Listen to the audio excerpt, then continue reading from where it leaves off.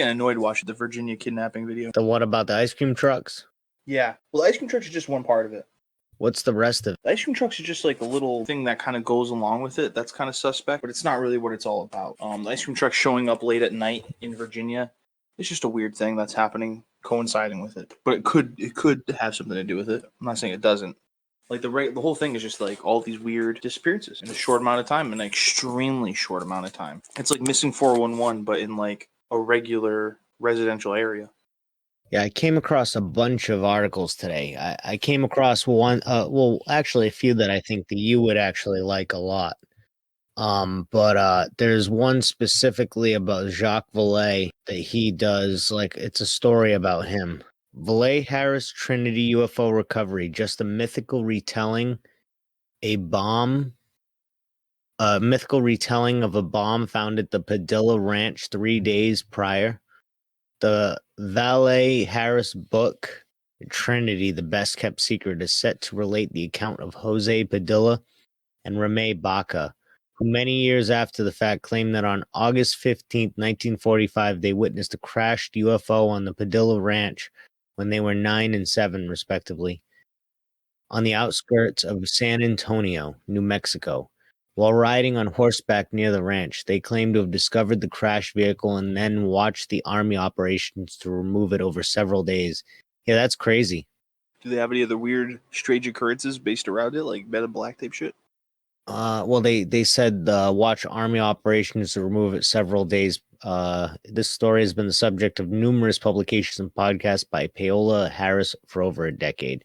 The account stretches credibility for various reasons, such as unconvincing nature of the metals the boys claim to have pulled off the downed craft. But what is yet disconcerting is the possibility that the men's tale is just a fantasies retelling of a real-life event that took place on the Padilla Ranch in Belen, New Mexico, 3 days prior on August 12, 1945. This congressional document, Report 1460, relates the event as follows. It appears that on August 12, 1945, Juan U. Montoya, or Belen, New Mexico, his wife, Vivian Montoya, their daughters, Tilly Montoya and Irene Montoya, and their nephew, Solomon Padilla, Love the name Solomon. were visiting at the ranch of Ezequiel Padilla, situated about 12 miles west of Belen. At about noon on that day, Tilly Montoya, age 14 years, and Solomon Padilla, age 11, while horseback riding on the ranch, found at a distance of approximately 3/4 of a mile from the ranch house an object later identified as M47A2 chemical bomb of the type used by Army personnel at Kirkland Field, New Mexico. A practice bombing range used by such Army personnel was situated about 6 miles from Padilla Ranch. Upon finding the bomb, Solomon Padilla removed there from the burster tube and trying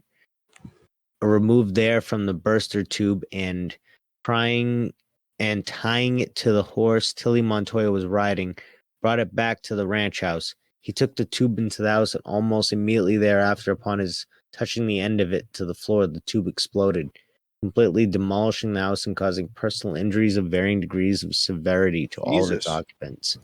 Yeah, that's wild. So they like unknowingly took a bomb home? Yeah, it sounds like it. Yeah, that's fucking crazy. The report details the damages paid to the Padilla Montoya family for the injury and destruction caused. Various troubling similarities exist, such as the date, the location, the focus on the Padilla family, and the discovery by the two young family members on horseback of a strange object which was dropped from the sky. Where Solomon Padilla or Frank Padilla of Belen, New Mexico, related to Jose Padilla of San Antonio, New Mexico, years later, it was this story that inspired Jose to tell how a UFO crashed on the family ranch almost exactly the same date in the same state. At the very least, one would think that Harris would have inquired into this other August 1945 event featuring another Padilla ranch less than 50 miles away. A strange object found by children on horseback, an explosion, and the involvement of the U.S. Army. If Jacques Vallée and now Chris Mellon are all piling on to the Trinity UFO story in the run-up to the fabled June report, I fear a lot of people are going to look very, very stupid real soon. Interesting, but it was a little bit of a knock there at Jacques Vallée, so that kind of sucks, but yeah, Jacques Vallée is like one of the most trustworthy guys in the UFO community. Yeah, that was still a pretty interesting little write-up about that. There's a post on Reddit, and it says, "I feel like we don't talk enough about this case, Erin Valenti, and the We're in the Matrix phone call before she died." This was from 2 months ago by Useful Table 2424. I don't remember this at all. I was kind of obsessed with this for a while. Yeah, it's a very interesting one. It's a very interesting one. I'm gonna let you read it before we talk about it because I don't want to. I'm gonna ruin it if I just start talking about it. Yeah, no worries. She was a tech entrepreneur who went missing in October 2019 during a trip to California. Before she vanished, she called her parents and husband and said some really bizarre things. She sounded confused, paranoid, and at one point said, "It's all a game. It's a thought experiment. We're in the Matrix."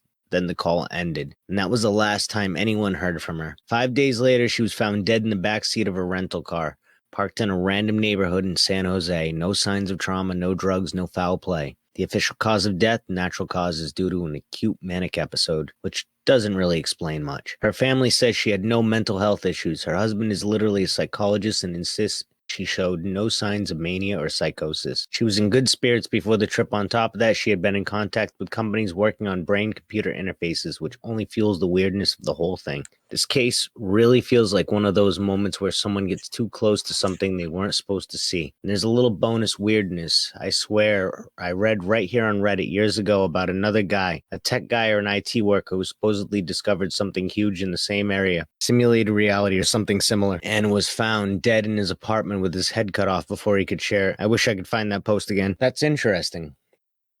Dead in his apartment with his head cut off. Wow. Do you know anything else about that?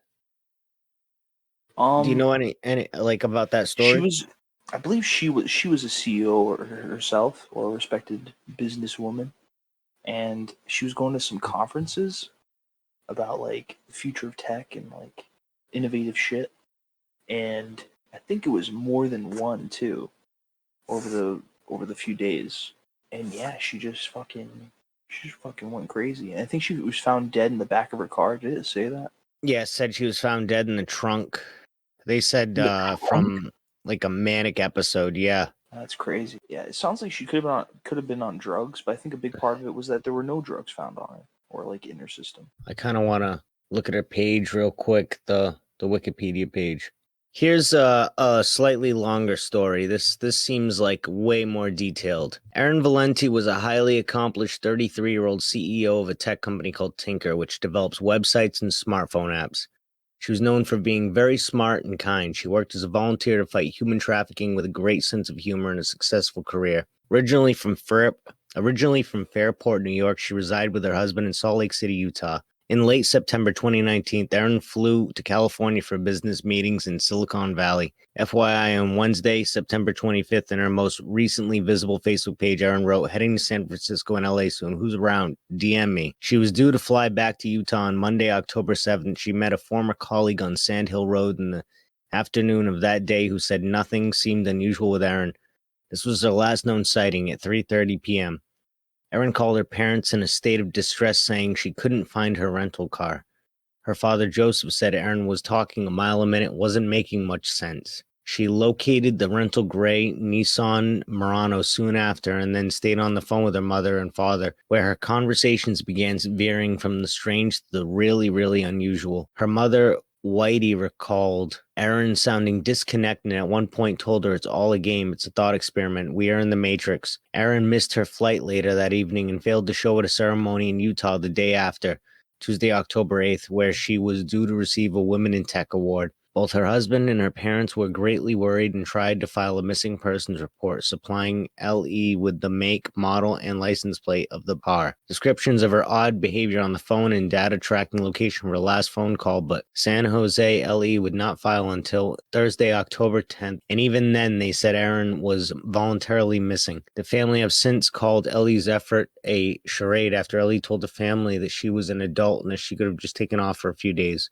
On Saturday, October 12th, 5 days after the unnervingly odd conversation with her parents, Erin was found dead in the backseat of a rental car in a residential street in San Jose's quiet Malden neighborhood, a half-mile from the last known location. There are no clear signs of physical harm. The autopsy report determined her death was due to natural causes following an acute manic episode. Her family and friends agree that Erin had no history of mental health issues or substance abuse. She surrounded herself with friends and was not the type to bottle her feelings. There is a focus on conspiracy forums online about the very strange nature of her death paired with the Matrix comments she made to her parents. Is this simply a case of someone's heart just stopping or body just failing at the age of 33 due to an acute manic episode, or something a little more suspicious? What do you think? I don't know. It's very strange. I'm curious about? I'm curious about that company Tinker and why she went to LA, like who she met up with, like what deals were supposed to be made there. Well, I think it was again. I think it's it's what I was saying. It's like conferences for like entrepreneurs and business people, futurism and tech. I think it was stuff like that, right? I don't know if she was making deals. I think it might have been like more like networking. Is that all it was? I'm pretty sure. I could be wrong, but that's what I remember. So she met up with J.J. Cardwell in a dinner in Palo Alto. Erin had dinner in Palo Alto with J.J. Cardwell, her first boss at Summit Partners. He told Business Insider that Erin was enthusiastic about a recent workshop and spoke about resolving her work challenges. And her last known sighting was by Dean Jacobson, the last known see her alive, another former manager from Summit Partners. He saw her Monday. At that time, nothing seemed off about her. Now, who are these guys? Wait, what guys? J.J. Cardwell and that other guy. Yeah, I think they're also just kind of businessmen. JJ has a few articles online pre-2019, and one of them is Data is Behavior. It's time to implement predictive marketing. So that's kind of interesting. Yeah, maybe I shouldn't blow this certain guy's stuff up. I don't know. It's weird. To be honest with you, I don't know what happened with her. It could have just been like a manic episode, like they're saying, or maybe she was connected to something weird. That's definitely a really weird case of like something that could have just happened and, there's no real explanation for it. Yeah. Other than what really happened, if that makes sense, like what they say happened. You never know. Yeah. Have you ever heard of Lake Baikal? Yeah. I just found out about that. The Lake Baikal alien swimmers or whatever. Well, tell me about these alien swimmers. Tell me about that. I was going to say, that's not what you've heard about Lake Baikal. What have you heard about Lake Baikal? Because I wouldn't know anything about a random Russian lake. You just heard the name? Yeah. Lake Baikal is located at the southernmost point of Russia's northernmost Siberian expanse, a short distance from the border of neighboring Mongolia. This lake had created 2 to 3 crores 20 to 30 million years ago.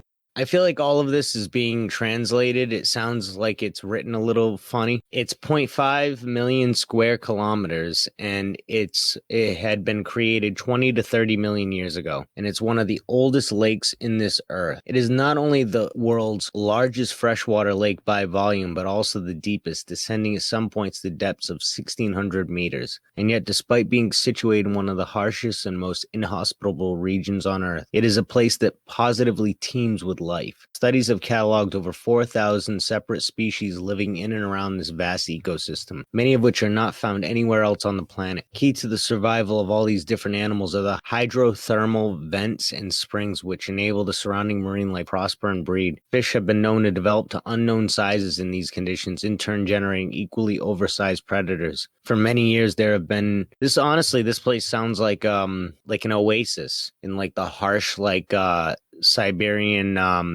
tundra. For many years there have been legends of a sinister monster which is said to reside within its dark depths, utilizing underwater tunnels to travel between the lake itself and the surrounding bodies of water. The story of an encounter between Soviet soldiers and mysterious swimmers. The most intriguing of such tales is an alleged encounter between the Soviet army and members of a mysterious underwater people, a race which has become known as the Lake Baikal swimmers. The sunlight beating down from the cloudless skies above, huddled together in small groups, weapons close at hand, they spoke to one another in hushed tones. It was clear that few had approved of the order which had been given earlier that morning to send the dive team back into the lake. The men had descended into the depths where their friends were now being exposed to a very real and unnecessary risk. The whispered conversations continued until they were cut short by an unexpected disturbance in the nearby waters. The soldiers turned to watch as the section of the lake suddenly erupted into bubble and foam, as if the temperatures there had somehow become boiling hot. A solitary black object then materialized amidst the churning waters, quickly followed by another and then several more. Not awaiting any orders, several of the men immediately plunged headlong into the lake towards the commotion. As they did so, more of their number ran for the nearby decompression chambers, flinging open the doors in preparation for their use. As the trembling and shaking figures were hauled from the waters, the rescuers suddenly found themselves gripped by a wave of panic. Before they had resurfaced, it had been discovered that one of the two chambers was defective, meaning that only 4 of the 7 divers could be treated for their sickness. Suppressing the urge to rage at their watching commander, the men hurried to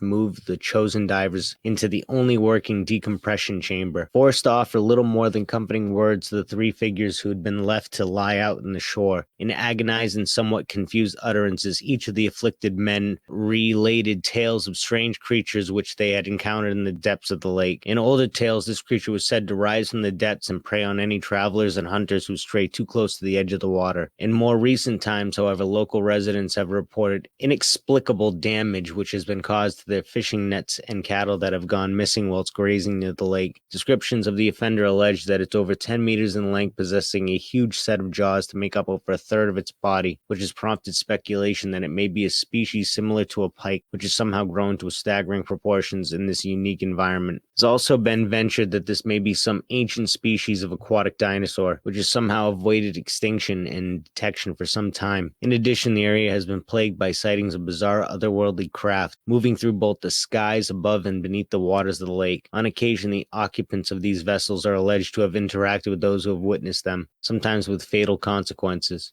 As well as having attracted countless species of flora and fauna to its shores, Lake Baikal also plays host to all manner of human visitors, from holidaymakers to members of various sailing clubs. The lake's topography in particular has been utilized repeatedly by elements of the Russian military as a means of training its naval divers. In 2009, rumors began to surface in relation to a tragedy that was alleged to have taken place there nearly 30 years before. The story is believed to have originated from a declassified Soviet intelligence report, which described an incident that had transpired in the summer of 1982. During that period, a detachment of sailors had been dispatched to the lake along with their instructors to conduct a program of diver training. During the first few days, the training had largely been uneventful, with the various drills and exercises playing out as they had so many times before. But one morning, midway through a routine session, several of the trainees were distracted by the arrival of 3 figures which had unexpectedly materialized in the depths beside them. Using their torches to better illuminate the scene, the Navy divers were astonished to see that the newcomers did not appear to possess any form of breathing apparatus.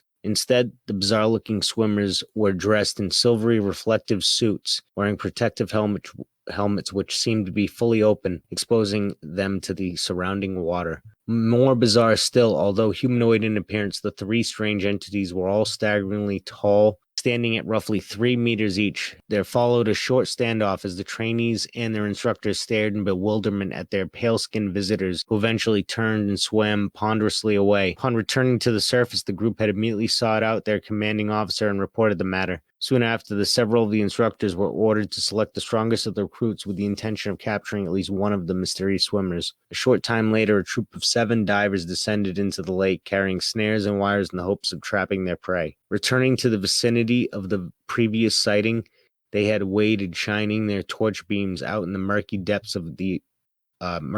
to attract attention. Sure enough, 3 silvery shapes had then risen from the darkness below, moving towards the group, seemingly emboldened after their previous meeting. But when one of the instructors had then moved forward, unspooling the wire noose he was holding, there had been an immediate response. One of the 3 entities had reached down to the side, producing a small metallic device which had then pointed towards the divers. In an instant, the waters around them suddenly transformed into a swirling maelstrom. transformed into a swirling maelstrom, buffeted them from side to side. This violent and powerful torrent had quickly propelled the helpless group back to the lake's surface. Unfortunately, as they had been pulled from the water, they began suffering from the onset of decompression sickness. Of the 7 divers, 3 would die, the others surviving to tell their tale, which was then relayed back to their headquarters. The source material from which this story is derived does not detail the response to the tragedy by the Soviet authorities. It is unknown if further efforts were made to interact with or capture the mysterious beings which had been encountered. It is also uncertain whether training at the lake was suspended to avoid any further contact or loss of life. Finally, the report also does not speculate in any way to the origin of what have now become known as the Lake Baikal swimmers. This mysterious incident is only one of several to have been documented by those who have traveled to the region.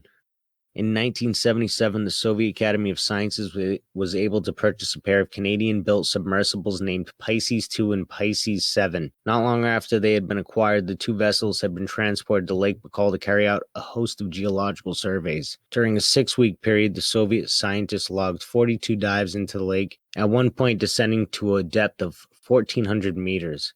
During one of these dives, several of the scientists had descended in Pisces 7 and were exploring the lake bed. As the submersible was floating just above the bottom, with its spotlights angled down towards the sediment, its interior had gradually become bathed in an eerie yellow glow. Turning from their work, the bemused scientists had looked out their portholes, hoping to discover where the light was emanating from, only for it to increase in intensity. The fuck? A yellow glow? The source of the illumination had slowly passed overhead from one end of the submersible to the other. It had then moved off towards the center of the lake, where it faded away into the darkness. Upon returning to the surface, the team had inquired if Pisces 2 had followed them into the depths. For some unknown reason, they had been informed that other submersibles had remained on the surface for the duration of their dive, with its crew conducting routine maintenance. Subsequent inquiries revealed that there had been no other military or scientific expeditions known to be operating in the area, and furthermore, there were only a small number of vessels available at the time capable of descending to such depths. As a result, the identity of the unknown light source remains a complete mystery. It has long been speculated that encounters with mysterious craft in the skies above may not necessarily relate purely to extraterrestrial activity. Many of these sightings have taken place in the vicinity of large bodies of water. That's weird. So this place apparently has a lot of weird shit happen to it and around it. Lake Baikal. Imagine Or your Baikal. lake house was on Lake Baikal. Oh, this is gonna sound crazy, but like this is like one of the few places that I've ever read about in like a lake that just is so mysterious that it just sounds like there's just so many different things that could possibly happen if you go there. Like, it sounds like there could be government shit going on. It sounds like there's alien shit going on. It sounds like there might be like fucking Loch Ness monster type shit, like sea serpent shit. It's got everything. It's got everything. It's got like little tiny like animals and shit that are isolated to that region because of its the fact that it's like in such a remote part of the world. Like that's amazing. It's kind of a cool, weird thing, and I wonder why it's so deep. I wonder what made it. I'm fascinated now. Lake Baikal. That was a good one, though. What do you think about the swimmers, though? The fact that these Soviets, like, came upon some swimming aliens and were just like, what the fuck? Well, I think that's interesting. I think it's like, that's Soviet, so it was like the 70s or 80s. Yeah, it was like a Soviets in, like, the 70s, I think, the late 70s. Is that like the earliest It's crazy. underwater alien stories? The earliest underwater alien story that I can think of, Christopher Columbus seeing a UFO come out of the ocean. Or seeing like an orb come out of the ocean. That's crazy. Yeah, I'm pretty sure. That's something we should look up real quick, because What if we just go down the line? We shouldn't have that wrong. And like, eventually find out that like there's evidence of so many famous people in history just saying that they've seen some weird thing in the sky, and what it really is. They're just like, oh, these are the famous people. There are like, a lot of people. They're like, oh, this person's famous in our history. Well, we already know Alexander the Great. Yeah. We know now Christopher Columbus. Well, we've known Christopher Columbus. I'm pretty sure there's some presidents that have seen UFOs too. Specifically, Ronald Reagan saw a UFO, I think, when he was flying a plane. But I could be wrong about that one.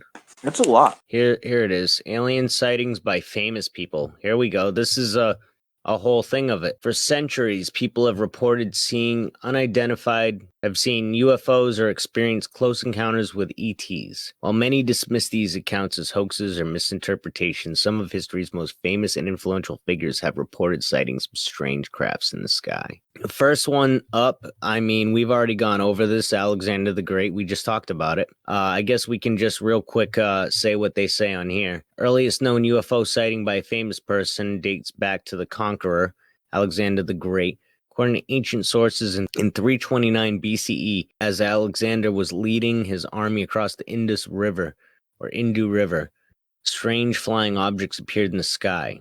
Large shining silver shields flying through the air. The objects reportedly swooped down towards Alexander's army, spooking his war elephants and causing chaos. Some accounts claim the object shot beams of light at the men. That's crazy. Here's the Christopher Columbus one we were just talking about. In 1492, as Christopher Columbus and his crew sailed across the Atlantic on their way to the New World, they reportedly saw something unexplained in the sky. Columbus recorded the event in his journal. What was seen? A glowing, pulsing light appeared far off in the distance. The light moved up and down, disappeared and reappeared in rapid succession. Columbus took this as a sign that land was near, but no logical explanation was ever given. So I guess he didn't see it go in the water, he just seen it go up and down. Here's former U.S. President Jimmy Carter, the UFO he couldn't explain. And a little side note here, I saw something today, a post about when Jimmy Carter found out what UFOs were, apparently he cried. So that's crazy. Before becoming the 39th president of the United States, Jimmy Carter had a personal UFO sighting in 1969 while preparing for a speech in Georgia. Carter later filed an official report and spoke about it publicly. What was seen? A large glowing white orb appeared in the sky. What? Was it a happy cry or a sad cry? I don't know. Maybe we can read that one next. Yeah. Because I didn't end up reading that. When I saw that, I was just like, uh-oh. It changed colors from blue to red to white and hovered for about 10 minutes. Carter described the object as unlike anything he had ever seen before. Though Carter later said he didn't believe the object was of alien origin, he did push for more UFO disclosure while in office. He didn't believe the object was of alien origin is kind of interesting to me. Astronaut Gordon Cooper. A UFO landing? ? Gordon Cooper, one of NASA's Mercury 7 astronauts, had multiple UFO encounters. The most famous occurred in 1957 while he was stationed at Edwards Air Force Base. What was seen? A metallic flying disc landed on the base's dry lake bed. Military personnel filmed the event and the footage was sent to Washington, D.C. and never seen again.